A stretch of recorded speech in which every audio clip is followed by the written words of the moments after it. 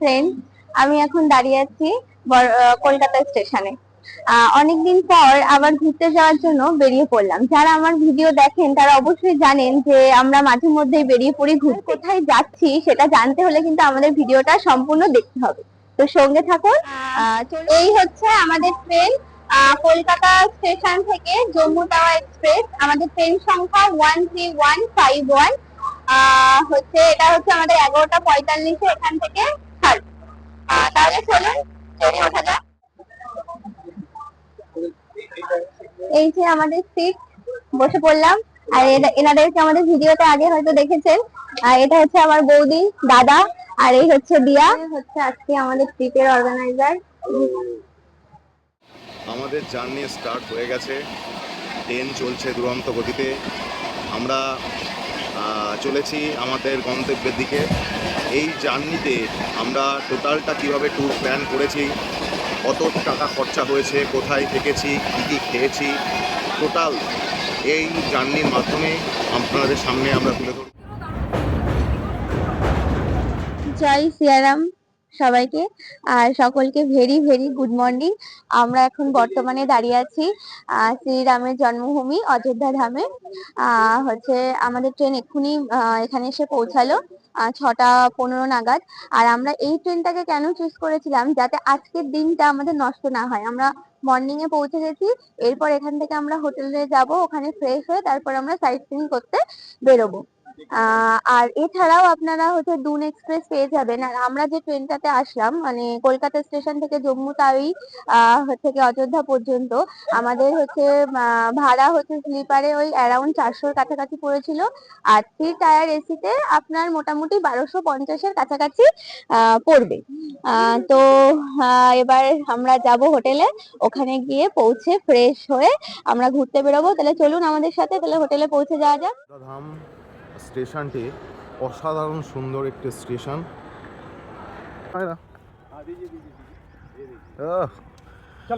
দাও দাও, ওটাকে দাও, ওটা অনেক পেয়েছে, ওইটাকে দাও, ওইটাকে আবার দাও, এটাকে দাও।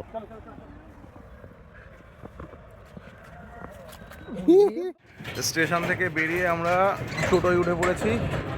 এবার চলেছি আমাদের হোটেলের দিকে। এই যে সবাই নেমে পড়েছি, এই হচ্ছে আমাদের হোটেল আজকে অযোধ্যাতে। তাহলে চলুন আমাদের সঙ্গে, দেখাই রুমটা কেমন। এই যে আমরা রুমের দিকে যাচ্ছি। আমাদের রুম হচ্ছে 106। চলুন, এই যে আমাদের রুম, অনেক বড় রুম, অনেকটা স্পেসিয়াস। তারপরে একটা বড় কিং সাইজের খাট আছে, দুটো চেয়ার দেওয়া আছে। এখানে বাথরুমটাও খুবই পরিষ্কার পরিচ্ছন্ন। ওভারঅল গুড এই প্রাইস रेंजे। আপনারা आपका होटल के बारे में बताइए हमारा दर्शक को। सबसे पहले तो हमारे होटल की एक खासूसियत है कि कम प्राइस में और बड़े बड़े रूम, जैसे एक रूम में अगर आप 2 जन के बजाय 4 जन भी रह सकते हैं, कोई दिक्कत नहीं है। 1 जन के बजाय 2 जन के बजाय 4 जन 5 जन रह सकते हैं। बड़े बड़े रूम हैं, सब एसी रूम हैं, सब में गीजर लगे हुए हैं और प्राइस कम है। प्राइस कितना है? प्राइस 840। कोई ऐसे भी आ जाते हैं जो 700 भी दे के चले जाते हैं। तो गरीब अमीर सबके लिए सारी व्यवस्था है। दूसरी है यहाँ खाने पीने की व्यवस्था है उपलब्ध। अच्छा यहीं पे। अच्छा, आपका होटल का नाम क्या है?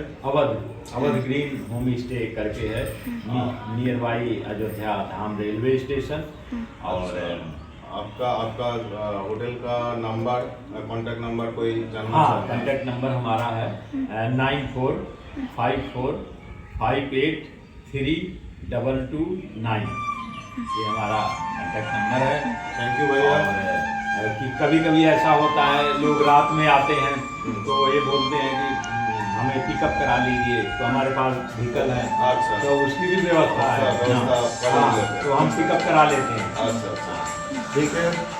তাহলে দর্শকরা, আপনারা যারা আসতে চান এই হোটেলে দাদার সঙ্গে যোগাযোগ করে নেবেন, ডিসক্রিপশন বক্সে ফোন নাম্বার দেওয়া থাকবে। ফ্রেশ হয়ে আমরা বেরিয়ে পড়েছি এখানকার যে সাইট সিন করতে।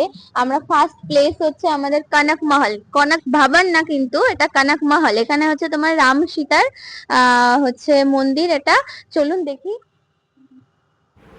অযোধ্যা ঘুরে দেখার জন্য আমরা যে টোটোটা ঠিক করেছিলাম সেটা ওই 1200 টাকা মতো পড়েছিল। আর আপনারা টোটো ওখানে অ্যাভেলেবেল পেয়ে যাবেন, কোনো অসুবিধা হবে না।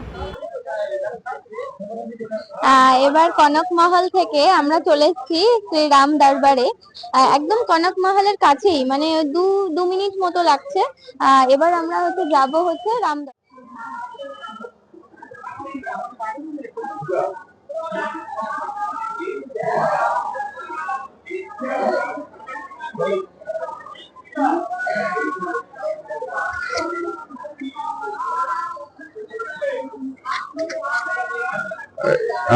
রাম দরবারের মধ্যে আমরা চলে এসেছি।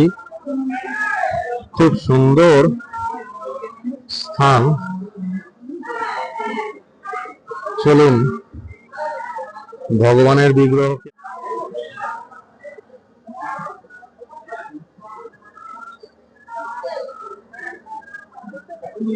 অসাধারণ অসাধারণ অসাধারণ। শ্রী রাম দরবার দেখে আমরা চলে আসলাম বড় হনুমানজির মন্দির। এই যে আমরা ভেতরে চলে এসেছি, এই হনুমানজি রয়েছে। হনুমানজির বুকের ভিতরে সেই শ্রী রাম রয়েছে, যেটা বলে। এর পাশেই রয়েছে রাম সীতা মন্দির। দেখে আমরা তার পাশেই চলে এসেছি শ্রী চারধাম মন্দির। এবার এর ভিতরে যাব। চারধাম মানে ওই জগন্নাথ, শিব ঠাকুর, এরকম কিছু আছে চারধাম মন্দিরে। চলুন দেখে যাক।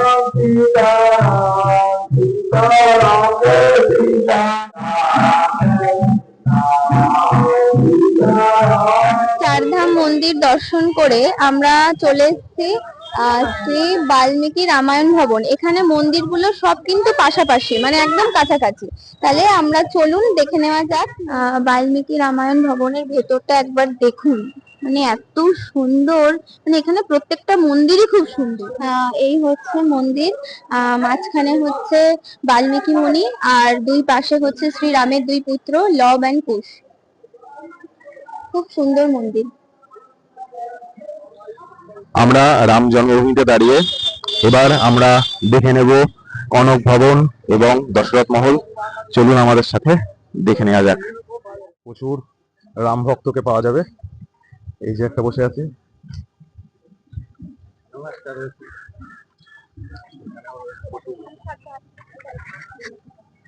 অবশ্যই আপনাদের ফোন। আমরা এবার চলে এসেছি কনক ভবন, যেখানে ভগবান শ্রীরাম এবং মাতা সীতার তোমার প্রথম বাসস্থান ছিল। তাহলে চলুন এবার দেখে নেওয়া যাক। আমার সাথে নমস্কার করে ঢুকে পড়ছি কনক ভবনের মধ্যে। আসুন, প্রচন্ড ভিড়, খুবই ভিড়।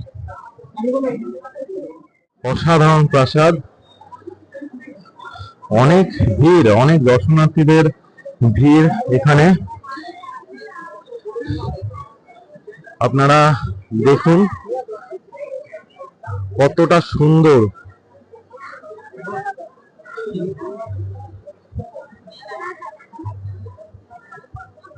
কনক ভবনের মধ্যে শ্রাইন অসাধারণ। জাস্ট ভবন থেকে বেরোনোর পথে এখানে অনেক খাবারের দোকান আছে। পাপড়ি চাট, মোস্টলি পাপড়ি চাটই দেখছি। কিছু স্টেশনারি দোকান, কিছু। আমরা এখন দাঁড়িয়ে রয়েছি রাজা দশরথজির মহলের সামনে। এটা সেই মহল যেটা তোমার ভগবান শ্রীরামের পিতা দশরথের প্রাথমিক বাসস্থান ছিল, মানে আদি বাসস্থান। তাহলে এরকম। এখানে হনুমানজির একটা মন্দির আছে, আর চারপাশটা এরকম। ওই পাশের দিকে ওই পাশের দিকে অনেক কিছু ভেঙে গেছে, মানে হয়তো মহল ছিল সেটা অনেকটা ভেঙে তার শুধু ধ্বংসাবশেষটা এখানে পড়ে আছে। আর তার পাশে এখানে একটা হনুমানজির মন্দির করা হয়েছে।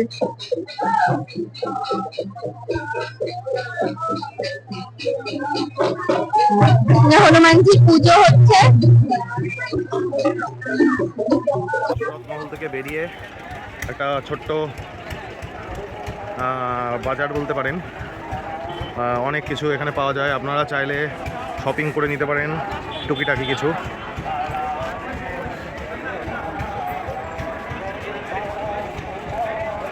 এরপরে আমরা যাব ব্রেকফাস্টের মহল থেকে বেরিয়ে আমরা এই চলে এসেছি লস্যি খেতে।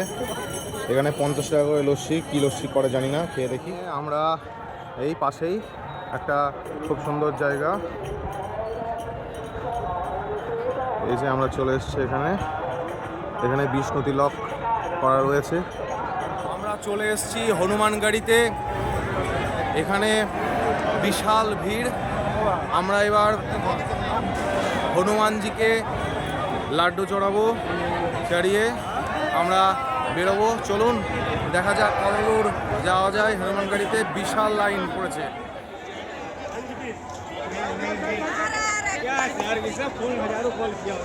জয় শ্রীরাম। হনুমান গাড়ি থেকে আমরা চলে এসেছি আমার রাম মন্দিরের এখানে। আর এখানে হচ্ছে ফ্রিতে প্রসাদ দেওয়া হয়, দেখি প্রসাদ পাওয়া যায় কিনা। এই হচ্ছে মন্দিরের ভিতরটা। পিছনেই আছে মন্দিরে, আমার রাম মন্দিরে প্রসাদে থালি এইগুলো দিয়েছে এখনো পর্যন্ত প্রসাদে। আরও প্রসাদ আসছে, আমরা এখন প্রসাদ খাবো। চলুন, দেখা যাচ্ছে সেই বহু প্রতীক্ষিত রাম মন্দির। এই রাম মন্দিরের মধ্যে খুব সম্ভবত মোবাইল ফোন অ্যালাউ না। আমরা হচ্ছে এই আমার রাম মন্দির থেকে দেখছি এটা। দেখা যাক ওখানে গিয়ে যদি মোবাইল ফোন অ্যালাউ থাকে তাহলে দেখাবো। বহু প্রতীক্ষার পর অবশেষে আমরা রাম মন্দিরের কম্পাউন্ডে দাঁড়িয়ে আছি। এখানে হচ্ছে ফোন তো অ্যালাউ নেই। আমরা এখানকার যে লকার আছে সেখানে আমাদের ফোন, ইলেকট্রনিক্স জিনিস যাবতীয় যা কিছু আছে সেগুলোকে জমা রাখতে হবে, কারণ এগুলো অ্যালাউ করছে না। এবার আরেকটা কথা বলবো যে এতদিন ধরে ফোনে দেখতাম যে রাম মন্দির, আজকে সেই রাম মন্দিরের সামনে দাঁড়িয়ে আছি। সেখানে প্রবেশ করব, কিন্তু যেহেতু সেখানে ইলেকট্রনিক্স গ্যাজেট অ্যালাউ নেই সেই কারণে জন্য আপনাদেরকে দেখাতে পাচ্ছি না। তো চলুন তাহলে দেখে নিই হচ্ছে অযোধ্যার রাম মন্দির। ওকে, এবার আমরা চলে এসেছি মণি পর্বত। এখানে অনেকগুলো সিঁড়ি পেরিয়ে তারপরে হচ্ছে ওই যে মন্দির একদম টপে ওপরে, ওখানে আমরা যাব। এখানে নাকি সবাই বলছে 100টা সিঁড়ি। এখন দেখা যাক কটা সিঁড়ি আমরা মানে গুনে গুনে যাব, দেখি 100টা সিঁড়ি কিনা। চলুন আমাদের সাথে। এই মণি পর্বতের উপর থেকে, মণি পর্বতের উপরে একটা ছোট্ট মন্দির আছে। আর এই যে মণি পর্বতের উপর থেকে অযোধ্যা নগরী বেশ অনেকটাই উপরে।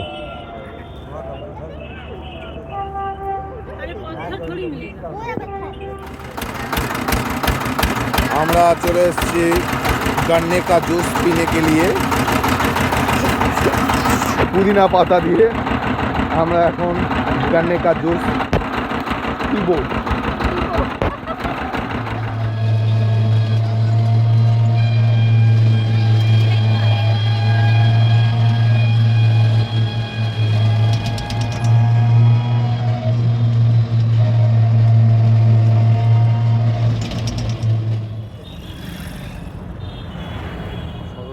নদীতে এখানে আপনারা চাইলে বোট রাইডও করতে পারেন। পার হেড 50 টাকা করে নেয়, অনেকে করছে। আবার স্নানও করতে পারেন। এই বোটগুলো যায় সব, ওই যে বোট রাইড করছে। ঘাটের পাশেই এইভাবে ঘাটটাকে হচ্ছে ডেকোরেট করেছে। আর ওই যে দূরে দেখা যাচ্ছে, এই যে দূরে, এটা হচ্ছে নাগেশ্বর টেম্পল। তো এখানে এখন আমরা যাব না, কারণ সারাদিনে আজকে প্রচুর হচ্ছে ঘোরা হয়ে ক্লান্তি হয়ে গেছে, আর এখন আর ইচ্ছা করছে না। সেই জন্য নদীতে উপরে ব্রিজে আর এইখান থেকে এই যে জল পড়ছে, আর এই যে ছেলেরা সব ছেলেমেয়েরা সব এখানে স্নান করছে।